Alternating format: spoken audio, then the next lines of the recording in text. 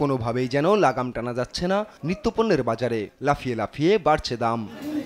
মানিকগঞ্জের বাজারে আকার ও ওজন ভেদে ইলিশ বিক্রি হচ্ছে কেজি প্রতি 700 থেকে 2000 টাকা পর্যন্ত, রুই কাতলের কেজি 400 থেকে 450 টাকা।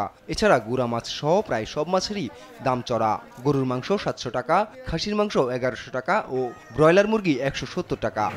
এমন বাড়তি দামে বাজারে এসে হতাশ নিম্ন ও মধ্যবিত্তরা। বর্তমান ইলিশ মাছের বাজার একটু বেশি, গেছে সপ্তাহ থেকে এক সপ্তাহ কেজিতে আরো 100 টাকা বেশি, মাছ ধরা পড়তেছে কম, কাস্টমার চাহিদা বেশি। ইলিশ মাছের সিজন সবারই ইচ্ছা ইলিশ মাছ খাবে।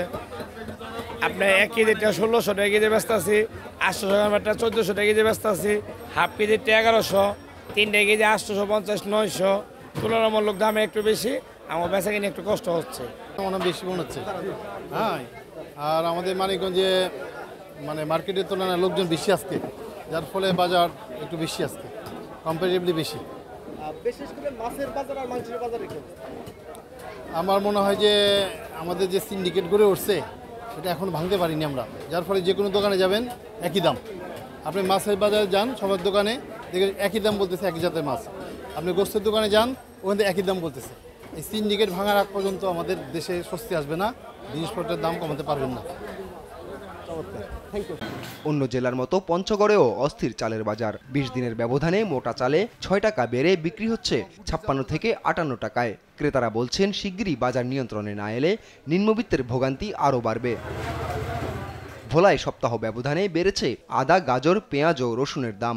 100 টাকার পেঁয়াজ 110 টাকা, 240 টাকার আদা বিক্রি হচ্ছে 280 টাকায়, আর রসুন বিক্রি হচ্ছে 240 টাকায়। ক্রেতাদের দাবি সিন্ডিকেট ভেঙে নিয়ন্ত্রণে আনা হোক দাম। তরকারির দাম বাড়তি, অহন কোনো কমতি নাই। কি করব, আমরা গরিবেরা কি এত দাম দিয়ে জিনিস খেতে পারি? বাজার করতে আসছি, দেই সবকিছু বেশি দাম, কম দাম না। কম হইলে একটু ভালো হইতো।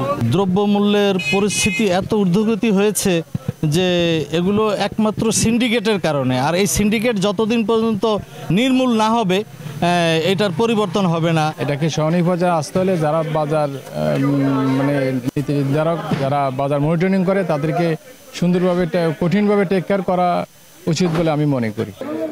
ময়মনসিংহ চড়া সব ধরনের সবজির দাম সপ্তাহে কেজি প্রতি বেড়েছে 5 থেকে 10 টাকা। টমেটো বিক্রি হচ্ছে কেজি প্রতি 140 টাকা, বেগুন 80 থেকে 100 টাকা, কাঁচামরিচ 140 থেকে 160 টাকা, গাজর 160 টাকা, পটল 40 থেকে 50 টাকা, শসা 50 টাকা। জাতভেদে আলু বিক্রি হচ্ছে 60 থেকে 80 টাকায়।